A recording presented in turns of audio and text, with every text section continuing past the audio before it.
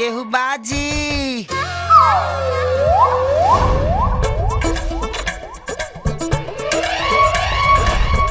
के बा घरवा में?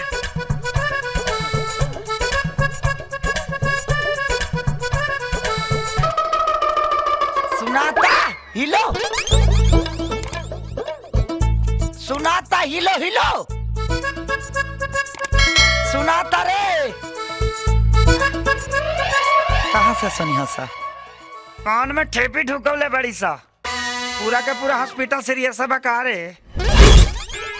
भाई लोग, जवानी अनहर होला तो सुन ले रहनी है, लेकिन बहिर होला आज पहली बार पता चलल। आपने के का सामान दिया लिया। हाँ सुनाता है से न सुनबू। हाँ।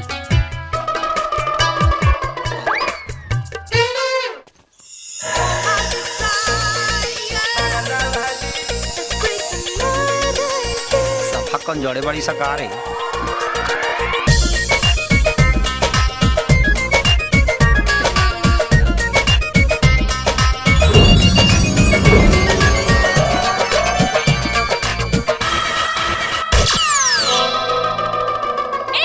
ए चोर! अरे संगीता, खुशबू, ए संजना, देख रहे चोर के? चोर? अरे हाँ, चोर ही है वो। तू हमने के कमरे में कैसे घुस आइला? हाँ, और हमारे पास तोरा पास। देखा इधर हिम्मत देखा।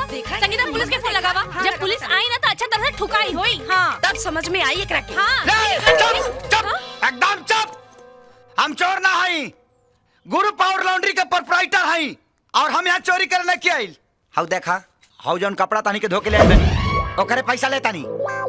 अरे तो काई धर्मशाला है जो सीधे घुस गईला है? आवे से पहले तोहरा के दरवाजा ना खटखटावे के। तक केवाड़ी तूर दी केवाड़िया। हां, कान में ठेपी ढुकाले पड़ू लो। तक भोपू बजा के आई। हाँ ठीक बा, हमार पर्स दो और हमार पैसा दो। हाँ। ऐसा पर्स अपना नानी के कजिया में 4-4 गो दान कैले बनी। हाँ ठीक बा। तहार पैसा कितना भाई? 150। 150 रुपया?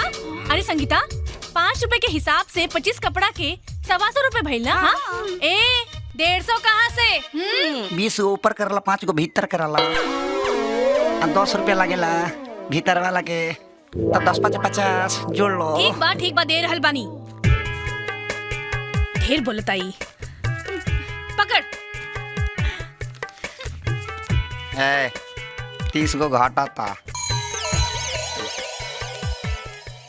ले। एगो बचत के उपाय बताई। बोला। छोटका कपड़ा अपने हाथों से कहानी खुद धो ले। ढेर मत बोल, बुझले? तब भड़कत का बारे का भड़कत अरे हो। तोरा के आपन जान के नु सलाह देता नी।